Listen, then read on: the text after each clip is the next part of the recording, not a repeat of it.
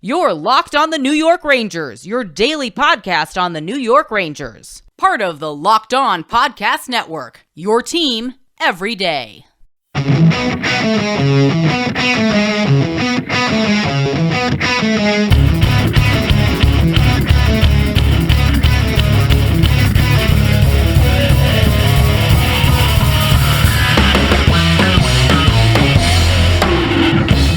Welcome back, Blue Shirts fans, to episode number 637 of the Locked On New York Rangers podcast. I'm your host, John Chick. Just want to thank you guys, as always, for making Locked On New York Rangers your first listen every day. We are free and available on all platforms. And that song you're hearing right now is, of course, Leave the Lights On from our good friends in Pacifier. You can check those guys out anywhere you get your music.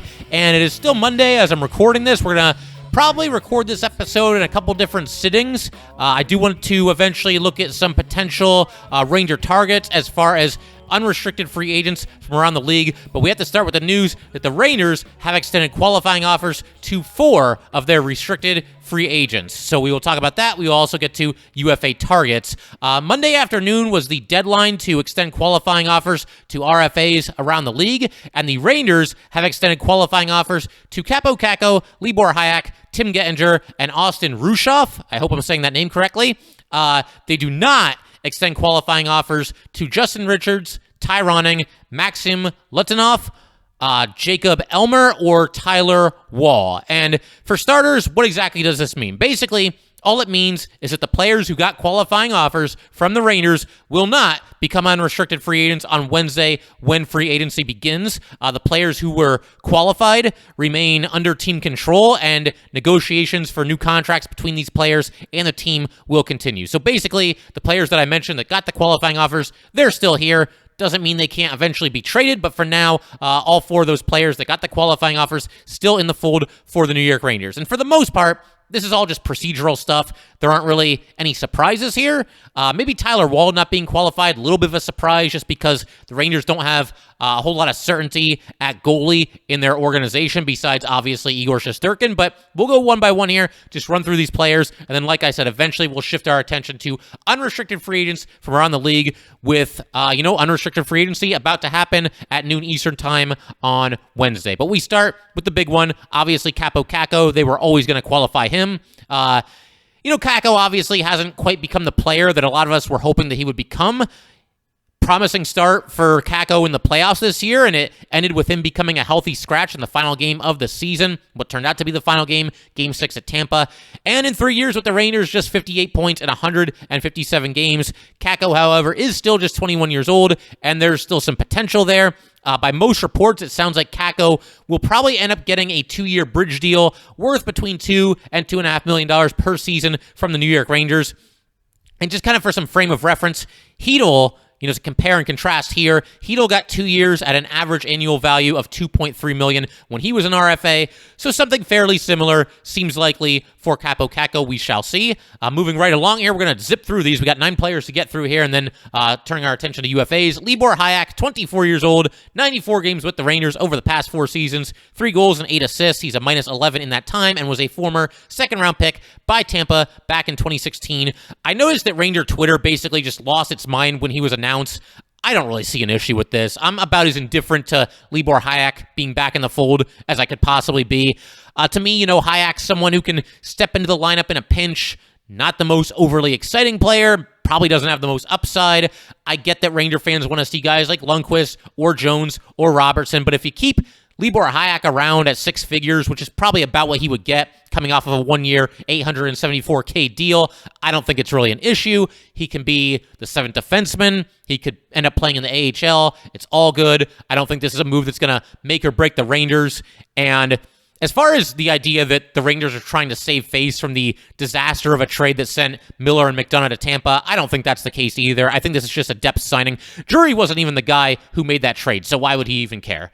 Moving right along here, Tim Gettinger, left winger, 24 years old. He is qualified by the Rangers, former 5th-round pick by the Rangers in 2016. 16 total games with the Rangers over the past 4 seasons. 1 point in that time. He actually played 8 games with the Rangers this past season, and I would not have guessed that, but that is the case.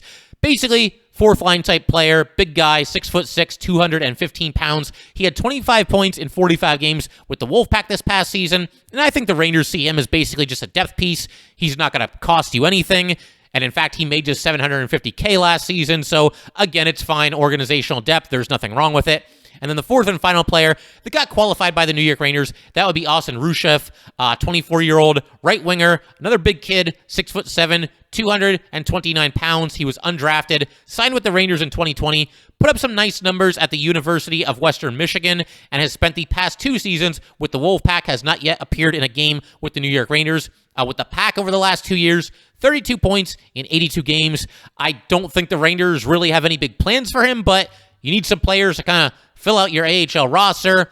Not every single one of them is going to be a superstar or somebody with incredible upside. So again, I'm completely fine with this move as well. We turn our attention to the 5 who were not qualified. You got 24-year-old center Justin Richards. He was undrafted. He actually played in 1 game with the Rangers in 2020-2021. It was actually the season finale against the Bruins. By that point, the Rangers had a bunch of injuries. They weren't going to make the playoffs. They were still dealing with all the fallout from everything that happened with the Tom Wilson nonsense with the Capitals. And so they plugged Richards into the lineup for a game. He actually ended up having an assist. He assisted Keandre Miller. That's the only NHL action that he's seen so far. 87 career games with the Wolfpack in the last 2 seasons combined, 10 goals and 15 assists, but the Rangers do not qualify him. You've also got 24-year-old right winger Ty Ronning. The Rangers actually drafted him in 2016, but it wasn't until the 7th round. He went number 201 overall. He has not played in the NHL, or by seemingly has not really even gotten all that close. He has spent parts of 6 seasons, though, with the Hartford Wolfpack. So 6 years with the Pack. He's also spent some time with the Maine Mariners of the ECHL. He was 4th on the Wolfpack last season with 39 points. But again, 6 seasons with the Wolfpack, 148 games, 35 goals, 35 assists, so 70 points in 148 games. Not completely anemic, but the Rangers obviously looking to move on here and give those opportunities to somebody else. You've also got 26-year-old center Maxim Letunov. He was actually a 2nd-round pick by the St. Louis Blues back in 2014. Never ended up playing a game for them at the NHL. Went number 52 overall at that time. He's only played in 3 career games in the NHL. All 3 of them were in 2019-2020 with the San Jose Sharks. He scored 1 goal in that time. And the Rangers actually acquired him in a trade with the Chicago Wolves this past March. Tarmo Reunanen went the other way. 13 games with the Wolfpack, 2 goals and 3 assists. He also had 60 games with the Chicago Wolves of the AHL this past year, 13 goals and 10 assists. Just hasn't been able to really show anything that great in the AHL, and as a result, he's only played 3 career NHL games, and he'll be moving on, or the Rangers will be moving on from him, rather. Then you've also got 24-year-old goalie Tyler Wall. Wall was drafted by the Rangers in the 6th round in 2016. He went number 174 overall, but he just, frankly, hasn't played very well with the Hartford Wolfpack. He played 10 games with them in 2020, 2021. He had a goals against average of 3.58 and a save percentage of just .865. And then this past year, 5 games with the Wolfpack, it was even worse, a 426 goals against average and an .867 save percentage. And then he ends up playing in 8 games with the Jacksonville Icemen of the ECHL. And bottom line, he just has not shown enough progress to make the Rangers believe that he could really be, a big-time part of their organization in the future. So they move on there as well. And then finally, Jacob Elmer, 23-year-old right winger. I'll be honest with you guys, this name did not ring a bell. I mean, I would go so far as to say that I haven't even heard of him, and then you kind of see why. I mean, to begin with, he was undrafted, so we never talked about him after a draft or anything like that. He's been with the Rangers since 2018-2019, when he appeared in 5 games with the Hartford Wolfpack. This past year, 10 games with the Wolfpack, just 1 assist in that time. He then played 50 games with the Jacksonville Icemen of the ECHL and had 32 points in 50 games, but the Rangers not qualifying him, and they will move on. Like I said, just wanted to run through every single player that was qualified, every single player that was not qualified, bring everybody up to speed on what the Rangers have done here, and with that, we'll go ahead. Like I said, I'm going to be recording this episode in a couple different sittings, so assuming there's no other, crazy breaking news or anything, what we're going to do for the rest of today's episode, very excited about this, we're going to be taking a look at unrestricted free agents from around the league, guys that could be UFAs and could be a fit for the New York Rangers, and we will do that in just 1 second. But first, I just want to let everybody know, today's episode of Locked On New York Rangers is brought to you by Built Bar. From the people who invented healthy and tasty comes the latest gift to your taste buds. You've probably tried the amazing Coconut Brownie Chunk Built Bar, but guess what? Your friends at Built have given Coconut Brownie Chunk the Puffs treatment. That's right, the Coconut Brownie Chunk Built Bar flavor you love in a deliciously chewy marshmallow covered in 100% real chocolate. It's like a fluffy cloud of coconut brownie goodness. All Built Bars are made with collagen protein, which your body absorbs more efficiently and provides tons of health benefits. Eat something that tastes good and is good for you. And Coconut Brownie Chunk Puffs are only here for a limited time, so go to Built.com right now and make sure you don't miss out. They are going fast because they taste amazing. Delicious coconut, rich sweet brownie, creamy marshmallow. Stop fantasizing. Go to Built.com to order your box of Coconut Brownie Chunk Built Puffs right now. Go to Built.com, use promo code LOCKED15, and get 15% off your order. Use promo code LOCKED15. All right, just want to thank everybody, as always, for making Locked On New York Rangers your first listen every day. We are free and available on all platforms.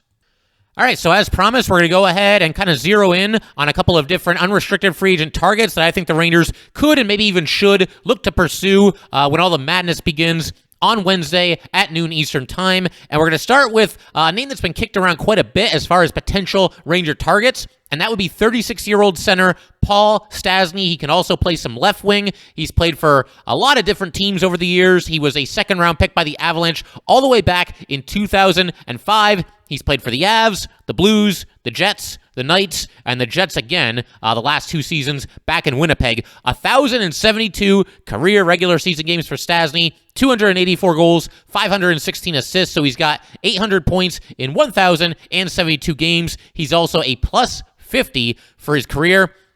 And here's something that I think a lot of Ranger fans are going to like. I know I like it. He is an absolute beast on the face-off circle. He's got a career success rate of 53.7%. That is good for number 49 all-time in NHL history as far as best face-off winning percentage, with a minimum of 500 face-offs taken. And he's also number 13 in that stat among active players in the NHL. And to kind of build on that, he's been at 54% or better in all of the last 9 seasons. This past season, a career best 57% success rate on the dot. This is a guy who can definitely win you a face-off at a clutch moment in a game. Stastny, as far as what he might cost, he's coming off of a one-year deal with the Jets that was worth $3.75 million. And you know, it's hard to get Ranger fans to agree on a whole lot sometimes, especially during this portion of the season when, the draft is here and unrestricted free agency is here and everybody has, their own idea and their own plan as far as what the Rangers should look to do and certain things they shouldn't look to do and certain players they got to bring in and certain guys they got to stay away from. You guys know the drill. But I think one thing that a lot of Ranger fans have in common, I haven't really seen anybody speak out against the possibility of adding Paul Stastny. Now, there might be some Ranger fans out there who want the Rangers to aim a little bit higher than that.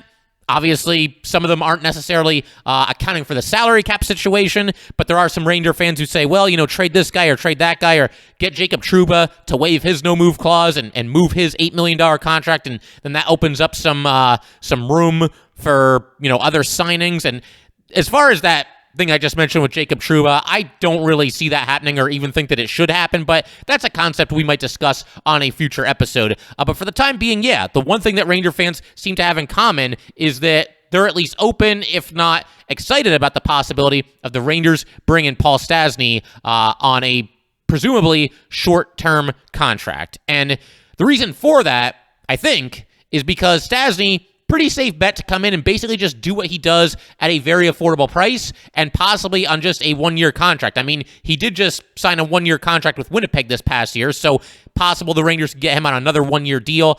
You wouldn't have to overcommit to him. He is now 36 years old. He would be the oldest player on the Rangers, at least how the roster is currently constructed. But as far as what he brings to the table, we already talked about the faceoffs and how good he is there.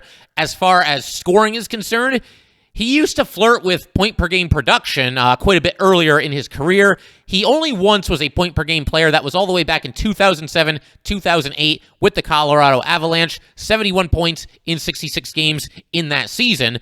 These days, with Stastny, it's pretty much prototypical third-line production. Take this past season with Winnipeg, for example. He had 21 goals and 24 assists, so 45 points in 71 games. He was also a plus 14. He had 8 points on the power play. Somebody that could be in the mix for some power play time with the Rangers, likely on the second unit if they were to bring him in.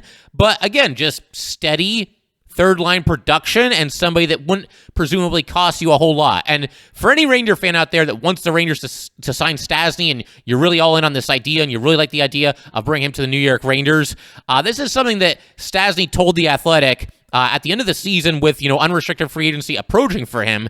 And it sounds like his priority is quite simply winning and presumably eventually winning a Stanley Cup. This is what he had to say. I'm getting older in my career, so I don't really have that much time left. So really for us, it's that I just want to win. It's finding a good opportunity where you can help the team and you're a good fit. Obviously, it's always hard thinking like that because there's so many good teams, you just never know what happens throughout the year. But yeah, again, 36 years old. He's been to the playoffs a whole bunch in his career, but he has never won a Stanley Cup. And at a certain point, I think that becomes the priority for these guys. They've made their money by the time they're in their mid to late 30s. And if you haven't won the Stanley Cup, I think that's the one thing that kind of keeps you going and keeps you motivated and gets you out of bed in the morning is the chance to win a Stanley Cup. And we've talked about this in the past, but I feel like, the Rangers, they're kind of the place to be in the NHL right now. They have to be one of the most desirable places to play. Everything else being equal. Certainly Tampa's up there with all the winning that they do and all the great players they have. You could say the same thing with Colorado coming off of a Stanley Cup win. But the Rangers, young team, if you go to the Rangers and you're a veteran player, you have a chance to win a Stanley Cup. No matter if you're a veteran player or not, you've got a chance to play on the same line with some bona fide superstar Ranger players. You've got an awesome goalie. You've got a coach that, players really seem to like and seems to run a pretty tight ship and have everybody pulling in the same direction. So there aren't really any reasons why you wouldn't want to play for the Rangers, I would think. If you get a similar offer from the Rangers and say a random team like, I don't know, the San Jose Sharks, wouldn't you want to go to the Rangers right now? They're the team that seems to be on the precipice of winning a Stanley Cup. And so we'll see what happens. But I think, for somebody like Paul Stastny, that's something that could kind of work to bring him into the Rangers. Just the idea that you have a chance to play for a great team and possibly win a Stanley Cup, it certainly can't hurt. So we'll see. I think of everybody I'm going to talk about today, Paul Stastny might be the most likely to end up wearing Ranger blue when next season rolls around. And to kind of just keep things moving here, I have what I would call a value pick. We're going to do one value pick today and at least one tomorrow. Tomorrow's episode is going to be all about unrestricted free agents. At least that's the plan right now. But my value pick for today's episode is going to be 27-year-old right winger Ilya Mikheyev, and I'm going to explain why in just a second. All right, so let's go ahead, talk a little bit about Ilya Mikheyev, somebody who I think could be a value signing for the Rangers or really anybody who picks him up as an unrestricted free agent this offseason. With Mikheyev, he, to this point, is probably somebody you would have to call a career overachiever because he's 27 years old and he just completed only his third season in the NHL. He was undrafted and kind of caught some people in Toronto by surprise and obviously stuck in the lineup over these past 3 seasons with them. That's the other thing. He's played his entire career with the Toronto Maple Leafs. And he also plays some left wing, although with Mikheyev, I would think it's a pretty safe bet the Rangers would put him at right wing due to obviously having a lot more depth at left wing than they currently do at right wing. But Mikheyev, I talked about the value, and he's coming off of a 2-year deal with the Toronto Maple Leafs that saw him make just $1.645 million per season. As I mentioned, he was undrafted, but he's obviously carved out a spot for himself in this league, and he's somebody that's basically been trending in the right direction as far as what he's done with the Leafs over these past 3 years. And coming off of what was probably the strongest season of his career, 53 games with the Toronto Maple Leafs, scored 21 goals, dished out 11 assists, so 32 points in 53 games. These are not absolutely eye-popping, incredible numbers, but if you're the Rangers and you're looking at Mikheyev as sort of a third-line type, once again, the key word here is value. He could give you some value in a third-line role for the Rangers, and he's somebody that, could potentially move up into the top 6 in a pinch, depending on, who's available. If somebody's out of the lineup with an injury, I certainly wouldn't put him in the top 6 over guys like, Lafreniere or Kakko at this point. I think he's kind of tailor-made for the third line if the Rangers were to sign him. He was also a plus 16 for the Leafs last season and had 5 points on the power play. He also had 4 shorthanded goals. So that's another thing, and some more value that he brings to the table is the fact that he can play on the power play as well as the penalty kill. He also put 147 shots on net in the 53 games that he played, so averaging about almost 3 shots on goal per game. So somebody that's not afraid to let it fly. And the Rangers need a little bit more of that. I mean, 3 shots on goal per game is not a staggering number, but, it's more than certain Ranger players for sure, and somebody that doesn't seem hesitant to, once again, just let it fly at the net. And that's even more true when you consider the fact that he averaged just 15 minutes and 15 seconds of ice time per night last season. So when he's on the ice, he's going to let it fly if he gets the opportunity. And like we said, the Rangers need probably at least one more shoot-first kind of a player. And if Frank Vatrano doesn't come back to the Rangers this year, then maybe you're looking at a situation where Mikheyev sort of becomes like a less expensive version of Vatrano. I'm not closing the door on Frankie V being back with the New York Rangers, but with unrestricted free agency just one day away here, I would say at this point it's probably not looking all that good. But I think Mikheyev, he's somebody that, for the Rangers, I think he becomes even more of a possibility if Vitaly Kravtsov is traded at some point this offseason, which I still think is probably going to happen. If I was going to put a percentage on it, I would say maybe like 55% or 60% chance that Kravtsov gets dealt and is not here with the New York Rangers on opening night. And if Kravtsov is out of the picture, then you could bring in somebody like Mikheyev to potentially replace him. Obviously, Mikheyev would be more expensive than Kravtsov, but I don't think he's somebody that's going to break the bank. And once again, Mikheyev, my value pick for today's episode as far as potential targets for the New York Rangers in unrestricted free agency. And we'll keep things moving right along here. We're going to turn our attention to somebody else that's very popular among most New York Ranger fans. I mean, I shouldn't say like all Ranger fans. There's some people that think he might be a little bit overhyped, but I've always liked him, and that would be 29-year-old center and right winger Vincent Trocheck. He has played for the Panthers and Canes. Just a gritty, intense player, rock solid all-around game, can do a lot of things to help you win. It's a term I've kind of used in the past. I've used it to describe Andrew Kopp and a couple of other players as well. But Trocheck, man, he's that guy. He's basically like a B+, A- at everything he does during the course of a hockey game. He can play on the power play. He can play on the penalty kill. I always like that.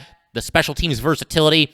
Somebody that gets to the net, plays very physical, shows up every single night, and one of those, plays every shift like it's his last kind of players. And as far as unrestricted free agents around the league that are at least somewhat realistic for the Rangers, I think Trocheck, he might be at the very top of my list. I've just always been a big fan of his game. The thing is, I just don't know how realistic it is that the Rangers can sign him given their current salary cap situation and given the fact that Vincent Trocheck just wrapped up a 6-year, $28.5 million contract. So for the last 6 years, he has carried an annual cap hit of $4.75 million per season, and I gotta think he's in line for a raise. I can't be the only person, the Rangers can't be the only team that see the value that Vincent Trocheck brings to a hockey team. And to kind of compare him to one of the Rangers' own impending UFAs, Trocheck's offensive numbers a little bit better than Andrew Kopp, and Kopp, per Arthur Staple, I want to say it was, is seeking a 7-year deal worth about $5.5 million per season. Now, look, there's no guarantee that Andrew Kopp is going to get that, but I would think that Trocheck would probably get a better deal than Andrew Kopp, just given what they've done in their career, what they bring to the table, and the fact that Trocheck has offensive numbers that are a little bit better than Andrew Kopp. As far as Trocheck's career stats, 555 games, 15 goals, 228 assists, 387 points in those 555 games. And to kind of spotlight what he did last season with the Canes, 81 games, 21 goals, 30 assists, so 51 points in those 81 games. And for me, during the playoffs, watching, obviously, Rangers-Canes, Trocheck was a standout. I thought he played really well for them, really brought the fight every single night. And the Canes played 14 games in the playoffs last season. Trocheck in that time had 6 goals and 4 assists. I think he's someone whose game would translate very well to the playoffs. Somebody who's going to go out there and do the dirty work, get into the dirty parts of the rink, go to the net. And for all those reasons, I think he could be an ideal center for Artemi Panarin, really for the entire season, but I think for sure during the postseason as well. But again, Trocheck, just a personal favorite of mine, great all-around player. And if the Rangers are going to look to go outside the organization, and if they want to bring in a bona fide second-line center like Trocheck, as opposed to a third-line center like Stastny, then I can't think of a much better fit than Vincent Trocheck for this team. I know, technically Patrice Bergeron is a UFA. I don't think there's any chance he ends up signing with the Rangers. I think it's pretty much a slam dunk that he's going to be back with Boston. You never know for sure, but to keep things within the realm of what seems to be possible, Trocheck would be at the top of the list for me. And I should also point out that, another option, as opposed to signing Trocheck or Stastny or anybody else that we've talked about or anybody else that we're going to talk about for the New York Rangers, is you kind of have a quiet day when unrestricted free agency begins. You just bring in some inexpensive depth pieces and you don't look for that splashy move. I know there's some Ranger fans out there that certainly want the team to go in that direction and basically just roll with the kid line as a second line. I'm completely open to that idea if you want to go that route. And then, of course, if things aren't working out, if you need a little bit of a jolt, you can look to make a move at the trade deadline and bring in a rental or two, just as the Rangers did this past season. But one thing that I do want to say real quick here, if you're of the belief that the kids, they gotta just roll with the kids, give them second line minutes, make them the second line, and basically just sink or swim with them. Again, I'm not opposing you at all. I just would like to point out that if the Rangers bring in one unrestricted free agent, whether it's Paul Stastny or Vincent Trocheck or somebody else, even if it's a guy that's going to be on the second line, you're still looking at a situation next season. Like, let's take Trocheck, for example. The Rangers signed Trocheck.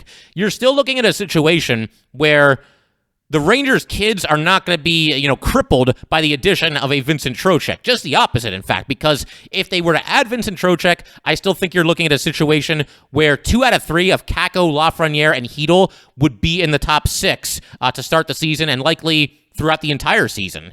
The top 6 forwards, if the Rangers signed Trocheck, in no particular order, would be Kreider, Mika, Lafreniere, Kakko, Panarin, and Trocheck himself. And so Hedl would be on the third line.